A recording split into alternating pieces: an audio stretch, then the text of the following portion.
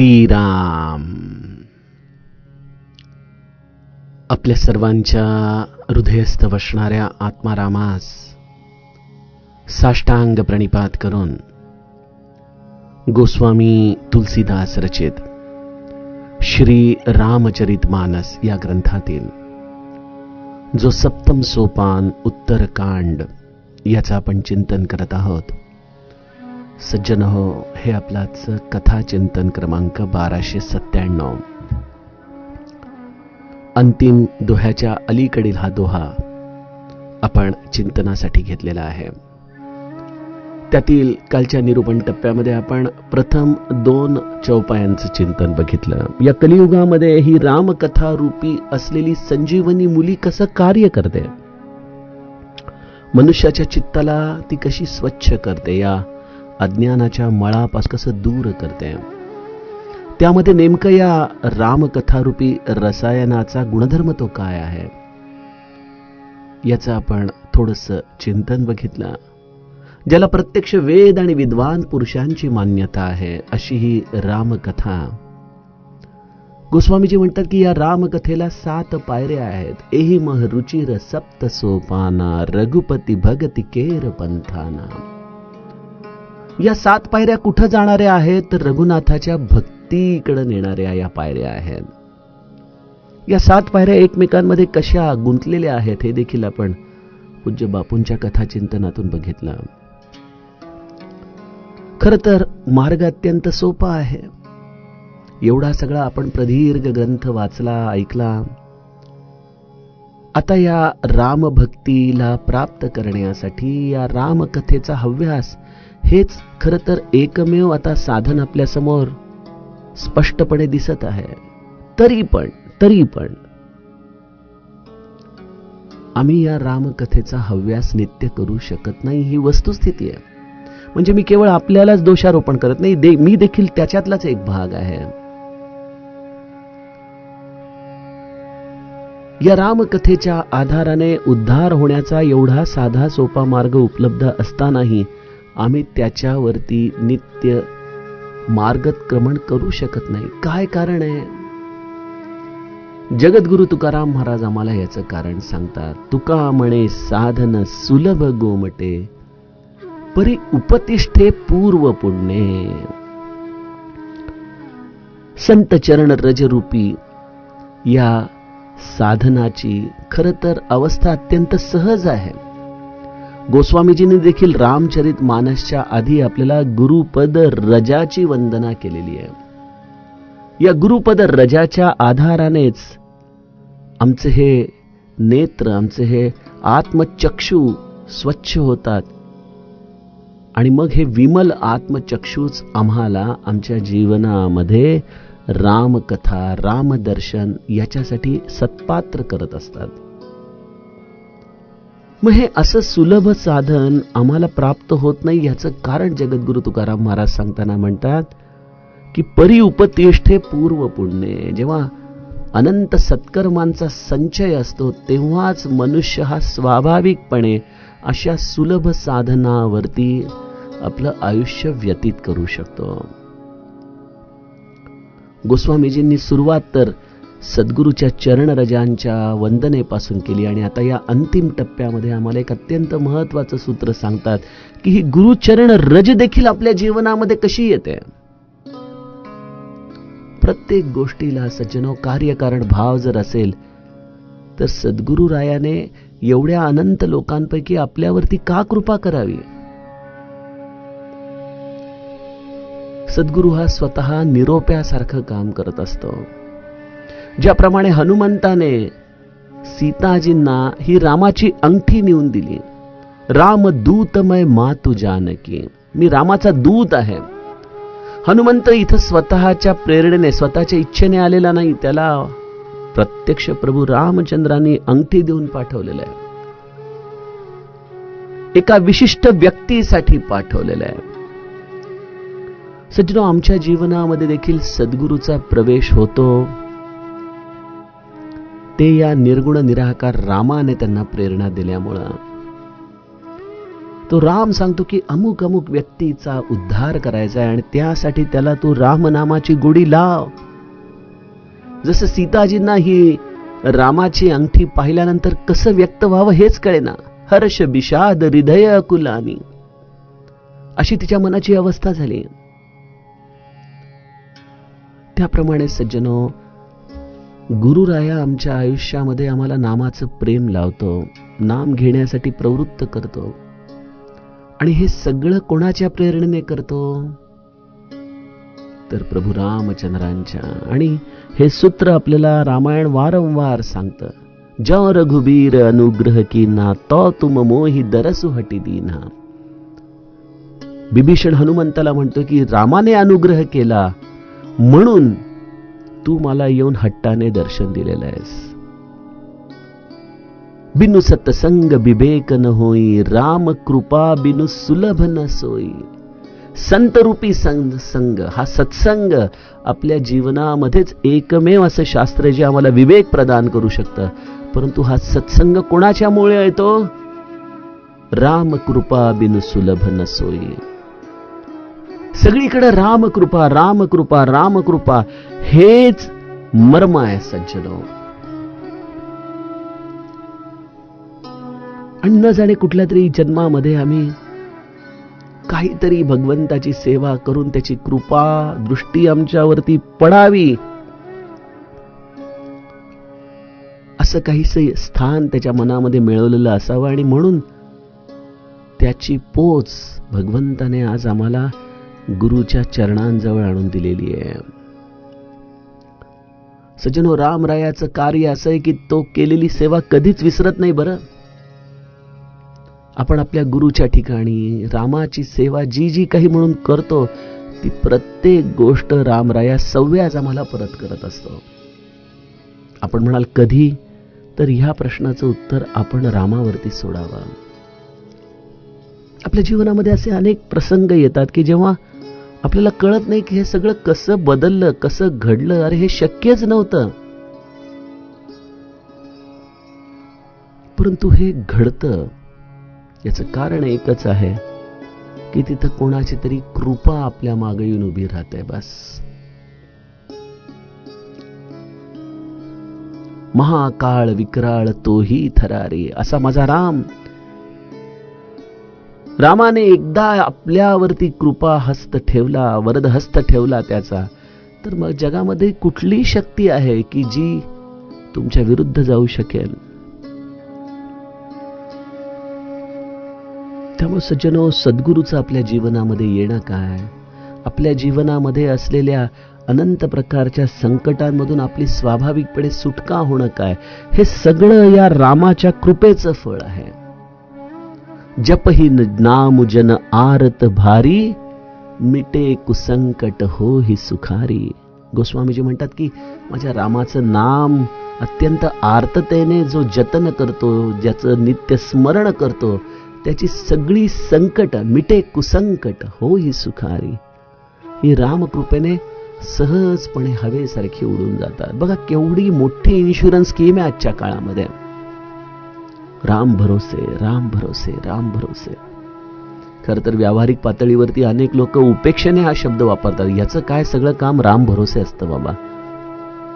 परंतु सज्जनो, मला आता या समस्त रामायणामधून एकच गोष्ट कळते की खरी जीवनातली वस्तुस्थिती राम भरोसे आहे.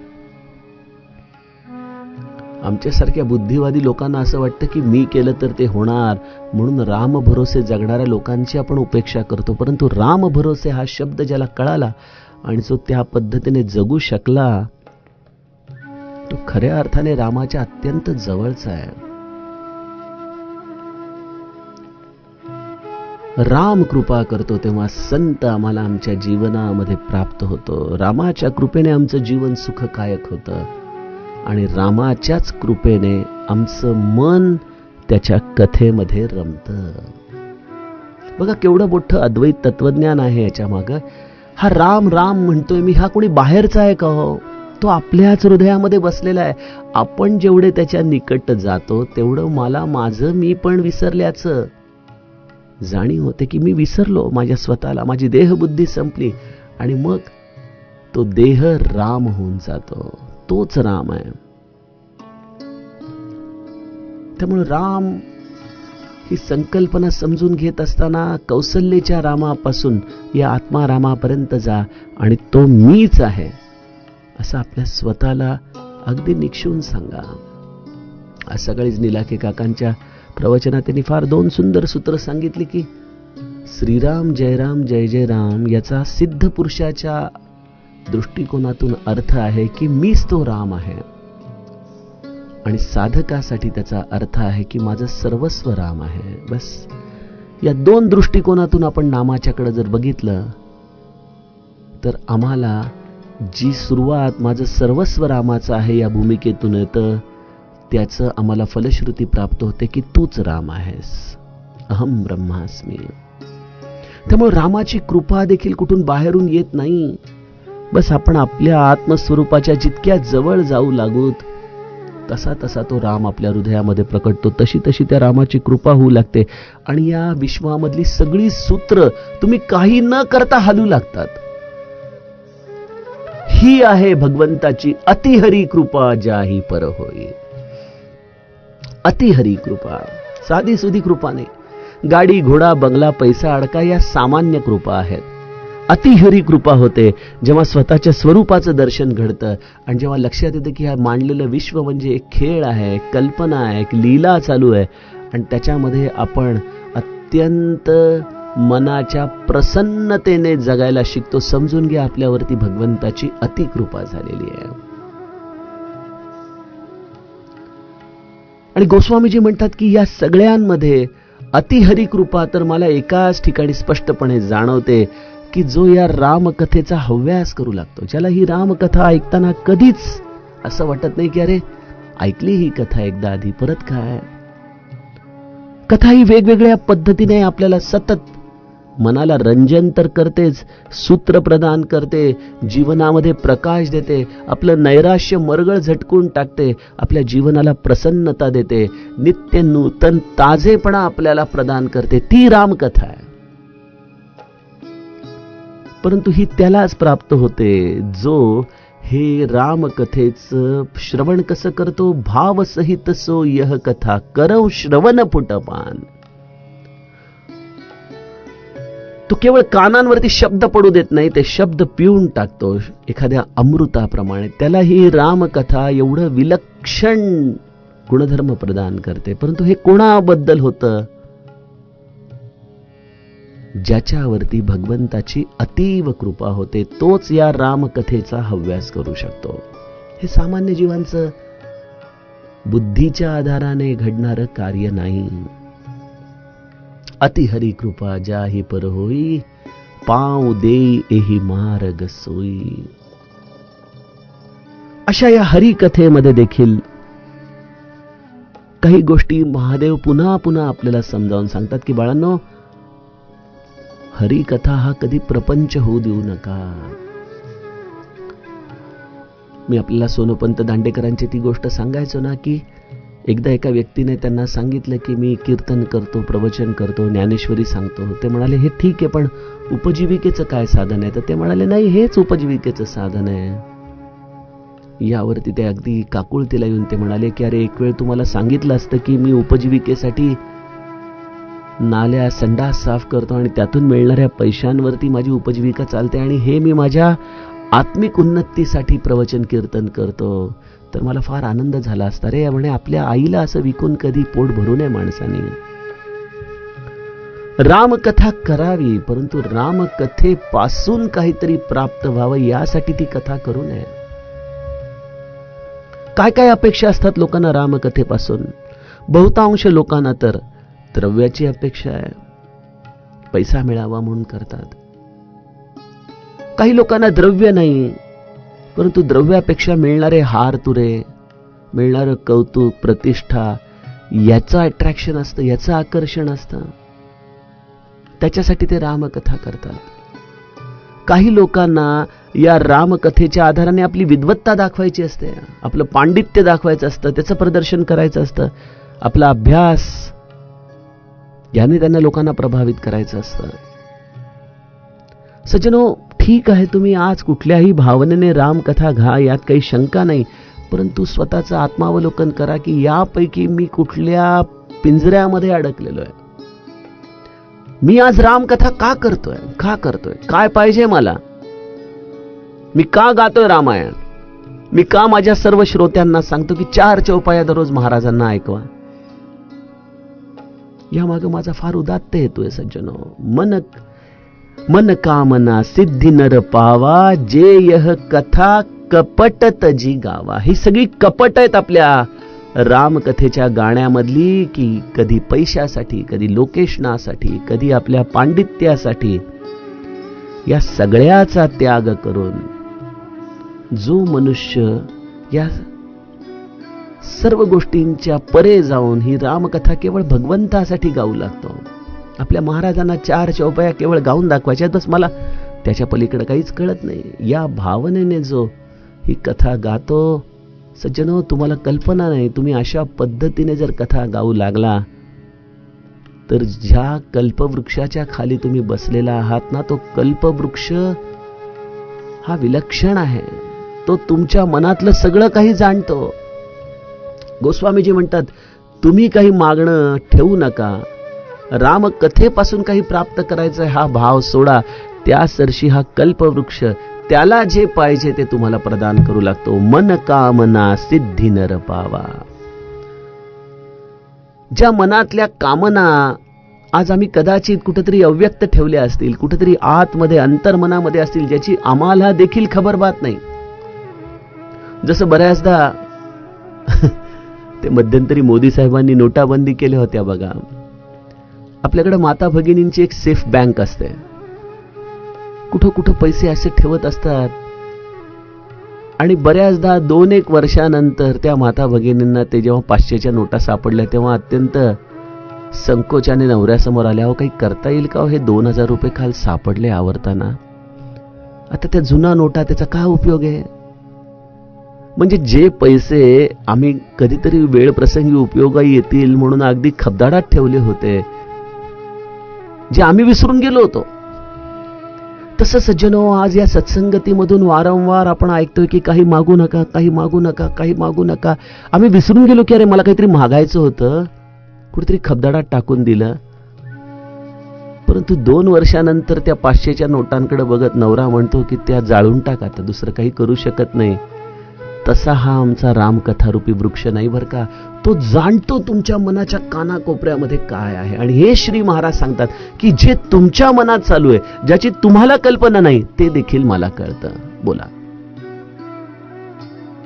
तुम्ही जशी जशी रामभक्तीमध्ये आपली समर्पण अवस्था आणाल, तुम्हाला जसा जसा स्वतःचा विसर पडू लागेल, स्वतःच्या मागण्यांचा विसर पडू लागेल, सज्जनो, ही रामकथा रूपी असलेली कामधेनू प्रसवू लागेल. मन कामना सिद्धी नर पावा. तुमच्या सगळ्या इच्छा ही रामकथा पूर्ण करेल. परंतु गंमत अशी आहे ना की त्या इच्छा पूर्ण होत असताना तुमची अवस्था रामासारखी असेल. झाल्या का? ठीक आहे, असू दे, असं म्हणून तुम्ही त्या गोष्टींकडे बघाल. क्षणिक आनंद होईल तुम्हाला, परंतु हे सगळं माझ्या रामाचं आहे या जाणीवेने, ठीक आहे, असू दे, असं म्हणून तुम्ही त्याच्यामध्ये आसक्त होणार नाही. ही गंमत आहे. म्हणजे वैद्य देखील रोग्याला अपथ्य कधी खायला देतो? जेव्हा त्या अपथ्यावरची त्याची वासना संपते. एखाद्या डायबिटीसच्या माणसाला गोड खाण्याची खूप वासना होत असेल तर डॉक्टर देणार नाही. आणि मग जेव्हा खूप काळ गोडाशिवाय तो राहतो आणि मग जेव्हा समोर गोड येतं तेव्हा तो आधाशासारखा ते खात नाही, एक कणभर हातावरती घेतो, म्हणतो बस, खूप झालं. सज्जनो, तसं आपल्या मनवांछित इच्छा पूर्ण होतात, परंतु आपलं मन आता पुन्हा त्या वस्तूंमध्ये रमायला तयार नाही. म्हणतं ठीक आहे, मिळालं ना, काही हरकत नाही, मी तर माझं मन आता त्या रामाला दिलेलं आहे. ही गंमत आहे बघा. आपण म्हणाल आहोत ते गाणाऱ्यांसाठी ठीक आहे हो, परंतु आमच्यासारख्या श्रवण करणाऱ्या लोकांचं काय? गोस्वामीजी म्हणतात, कहही सुनही अनुमोदन करही, ते गोपद इव भवनिधी तरही. जी हे कथा सांगतात, मग तुम्ही आपल्या स्वतःला सांगा, 4 लोकांना सांगा, फक्त एकच अट आहे, कपट त्यागून सांगा. सांगण्यामध्ये कदाचित कपट आपल्यामध्ये लवकर येण्याची शक्यता आहे, परंतु रामकथा ऐकण्यामध्ये त्या मानाने कपट आपल्या जीवनात येण्याची शक्यता कमी आहे. कुठेतरी कोपऱ्यामध्ये बसून रामनामावली हातात ठेवत कथेचं श्रवण करणं हे परमभाग्य आहे सज्जनो. बस पडून राहावं, संताच्या दारात काय सांगतोय ते ऐकत राहावं, मनापासून ऐकत राहावं, श्रद्धेने ऐकत राहावं, विश्वासाने ऐकत राहावं, आपली बुद्धी तर्क बाजूला ठेवून ऐकत राहावं. आणि या कथेमधून जे चांगलं मिळालेलं आहे ना, त्याच्याबद्दल 4 गौरवोद्गार काढावेत. अनेकदा लोक अमृताचा सागर मिळालेला असतो तो सोडून कुठंतरी कोपऱ्यामध्ये एखादं शेवाळ जे त्यांच्या नजरेला येतं, त्या शेवाळालाचा समुद्र करून टाकतात. श्रोत्याने हे टाळावं. आम्ही सगळेजण फार परफेक्शनिस्ट होण्याचा प्रयत्न करतो. नको नको, काही गरज नाहीये. जे जसं आहे तसं ते गोड मानून घेण्याची वृत्ती हा परमार्थामधला फार अद्भुत गुण आहे सज्जनो, फार अद्भुत गुण आहे.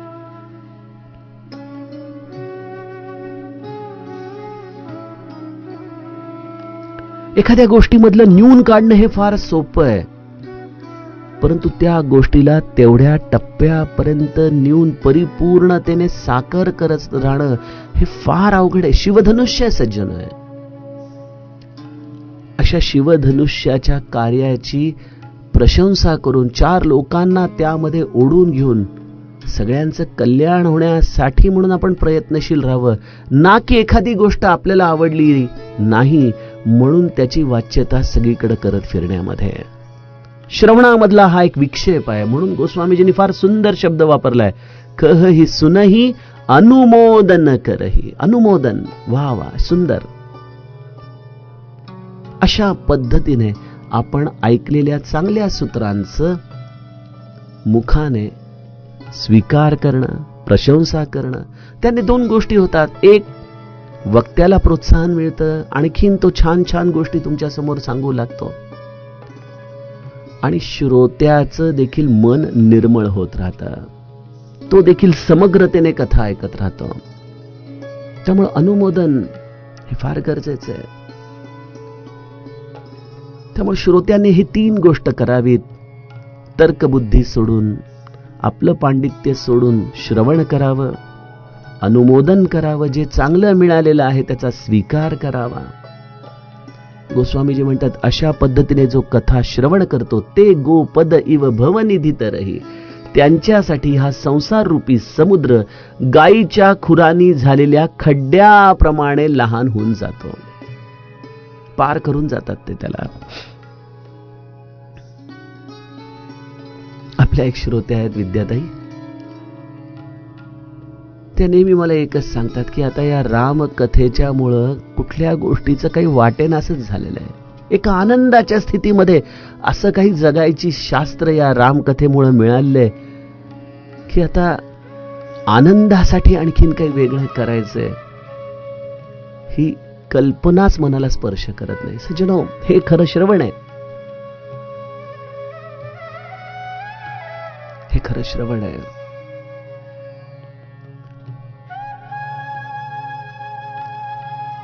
आमच्या इकडं गोशाळेमध्ये मी जर कधी गेलो आणि जाताना काही खाऊ घेऊन गेलो, कधी केळी घेऊन गेलो, कधी त्यांना आवडणारं काही सरकी पेंड म्हणा, शेंगदाणा पेंड म्हणा, त्याचे मोठे मोठे खडे घेऊन गेलो, तर तो आमचा भोला आहे ना, तो कडब्याकडे दुर्लक्ष करतो, बघतच नाही त्याच्याकडे. तो माझ्या जवळच उभा राहतो. हा चांगलं खायला घालतोय, याला सोडायचं नाही, कोणाला जवळ येऊ देत नाही. सज्जनो, तशी ही रामकथारूपी एकदा अमृताची आम्हाला सवय झाली ना, आम्ही कुठं जाणारच नाही. या जगामध्ये असे अनेक कडबे मिळतील आम्हाला खायला, पण आम्ही त्याच्याकडे लक्ष देणार नाही. त्या रामकथेशीच आम्ही नित्य असे झोंबत राहूत की आता त्याच्या पलीकडे जाऊन आनंद मिळवण्यासाठी अजूनही काही करायचं ही भावना देखील मनामध्ये येणार नाही. आणि मग अशा आनंदामध्ये आपण राहायला लागलो ना, की जे आयुष्यामधले छोटे छोटे प्रश्न आम्ही एवढे मोठे एखाद्या लोणार पर्वताने पडलेल्या शिळेप्रमाणे मोठे खड्डे करून ठेवलेत ना आपल्या आयुष्यामध्ये. सज्जनो, हा सगळा संसार गायीच्या खुराप्रमाणे झालेल्या खड्ड्यासारखा होतो. कधी कधी मला लोक म्हणतात, दोन प्रकारेच अशा पद्धतीने मनुष्य जगू शकतो. एक तुम्ही जे म्हणता ते आम्हाला कळत नाही, परंतु एक दुसरी जमात आम्हाला माहिती आहे, ज्याला आम्ही म्हणतो निर्लज्जम सदा सुखी. कुठल्या गोष्टीचं काही वाटतच नाही.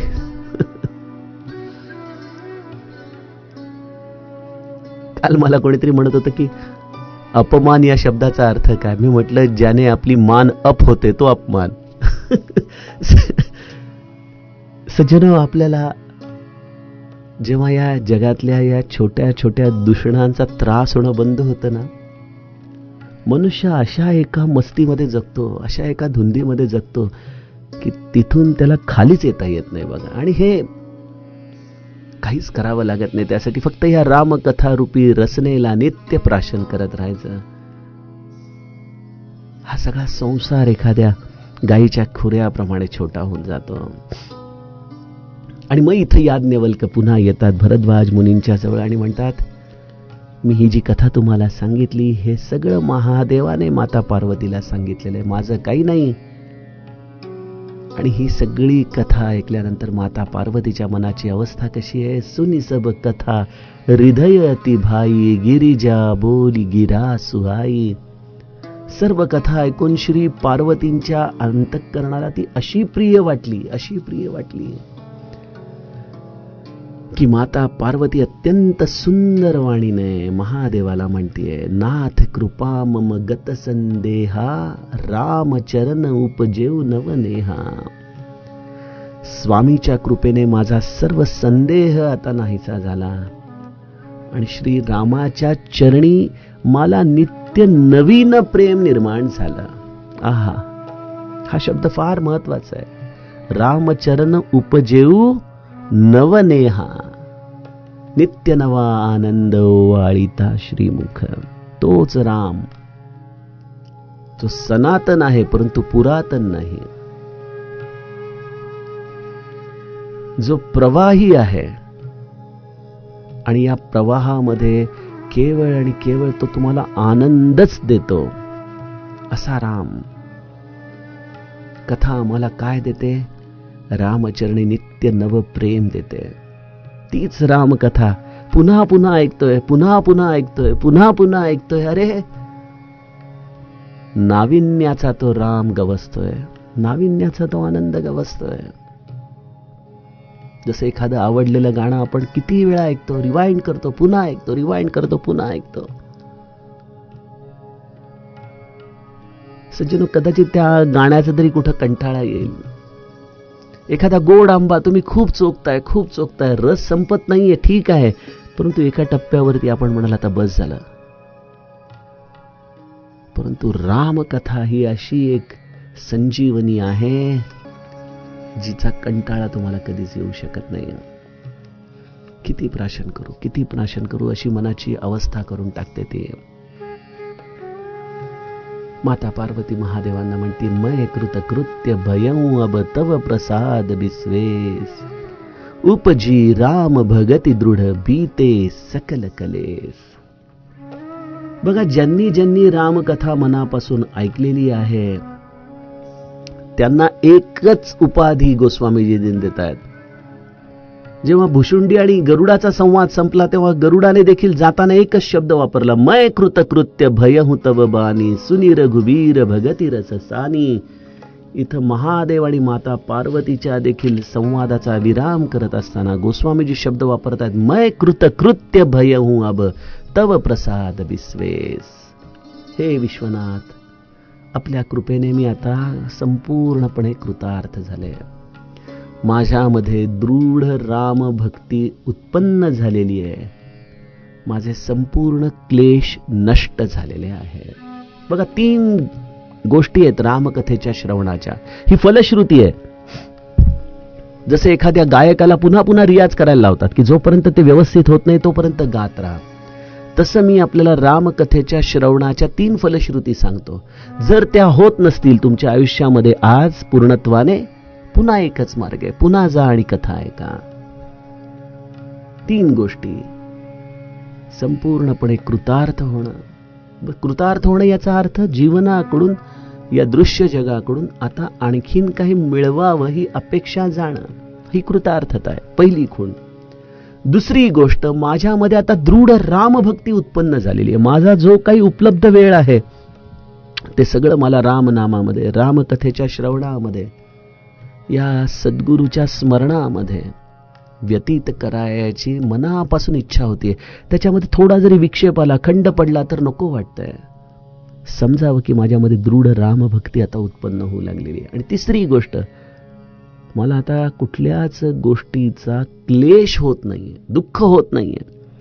समजावं रामकथा पचनी पडलेली आहे. आणि मग रामकथा सोडायची का? नाही, आता तर औषध पचलेलं आहे, बस मग आता त्या मार्गावरती चालत राहायचं. त्यामुळं जर ह्या गोष्टी पचनी पडत नसतील तरी औषध एकच, रामकथेचं श्रवण.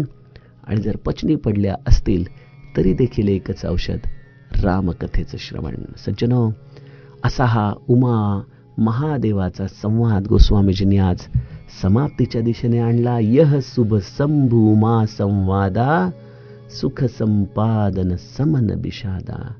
हा शंभू उमा यांचा कल्याणकारी सुख संवाद तुमच्या जीवनाला आत्मिक सुख प्रदान करणारा आहे, तुमच्या समस्त शोकांचा नाश करणारा आहे. अशा पद्धतीने या संवादाच्या विषयी गोस्वामीजी बोलू लागतात 3ऱ्या घाटावरून.